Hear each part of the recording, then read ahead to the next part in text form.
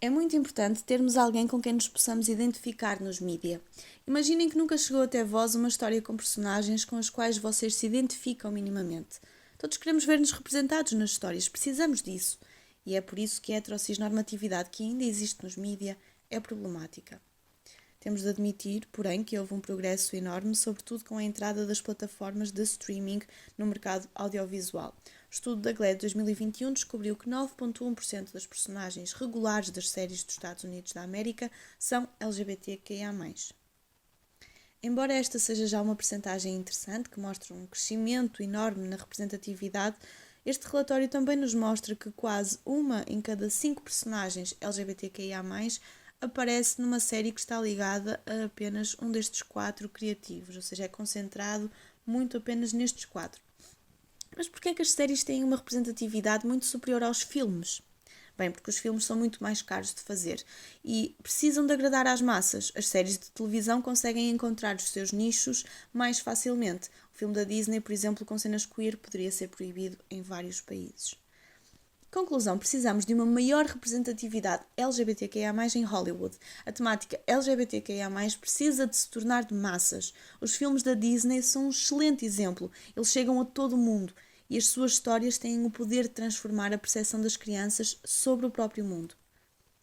Não seria fantástico se tratássemos do problema do bullying e da discriminação logo quando o cérebro da criança se está a formar, em vez de lhe incutir ideias de normatividade ridículas e que potencialmente farão a sua vida e a vida dos que a rodeiam mais infeliz? Enquanto criança, a Pocahontas era a minha referência. Claro que na altura eu não me apercebi que eu não era uma nativa que estavam a tentar colonizar, mas a ideia de haver uma mulher ambientalista que via a humanidade na natureza sempre me pareceu ser muito eu. Claro que aos dias de hoje podemos ver o modo como a Disney nos contou esta história com mais desdém. Mas eu sinto que foi importante ter contacto com esta personagem em criança.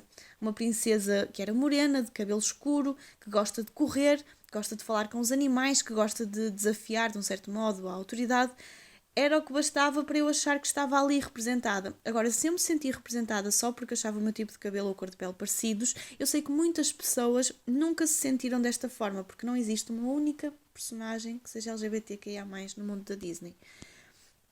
Na Disney, nós temos os exemplos dos filmes Beauty and the Beast e dos Power Rangers, que fizeram uma grande publicidade à volta do facto de terem personagens homossexuais nas suas narrativas, mas as cenas a demonstrar a sexualidade destas personagens têm menos de 10 segundos. E apesar disso, ambos os filmes foram proibidos na Rússia. Yeah. Boyfriend troubles. Girlfriend troubles?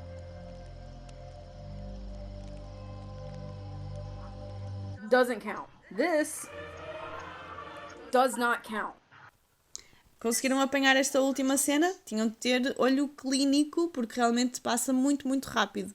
Ou seja, para terem uma noção, em 2018, de acordo com outro estudo da GLAAD, 18,2% de todos os grandes lançamentos de estúdio apresentavam personagens LGBT, mas a maioria deles tinha menos de 3 minutos de tempo de ecrã. Ou seja, é uma representatividade completamente falsa.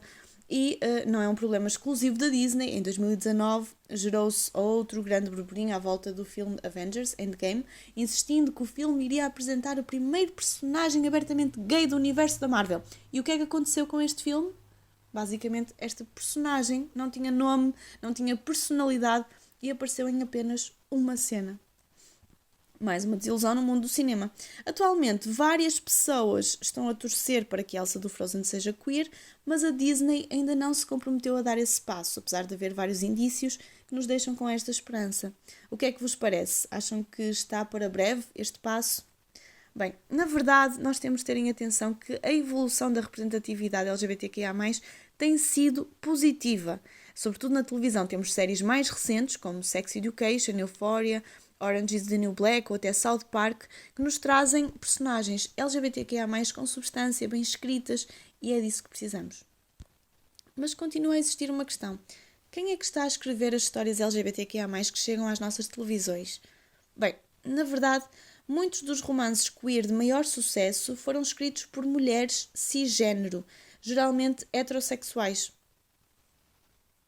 E o que é que acontece muitas vezes, ou que muitas vezes é criticado, é que acontece um straight washed para a televisão, que é um termo utilizado para caracterizar a prática de retratar pessoas ou personagens não heterossexuais como heterossexuais. Muitas vezes pega-se no romance e ao passar para o filme a personagem de repente já é heterossexual.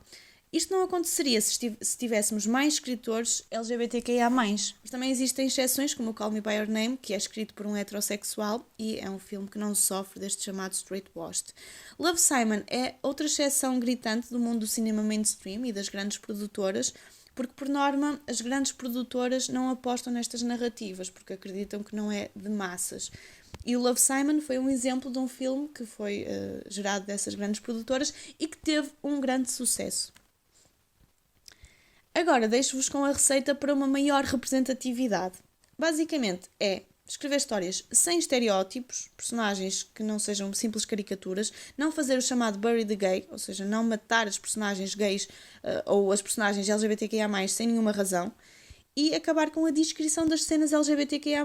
As personagens devem beijar-se, devem mostrar o mesmo afeto que outros casais heterossexuais demonstram em tempo de ecrã útil.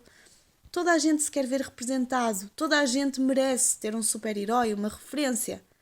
Bora combater a heterossexualidade através da arte? Bora contar boas histórias.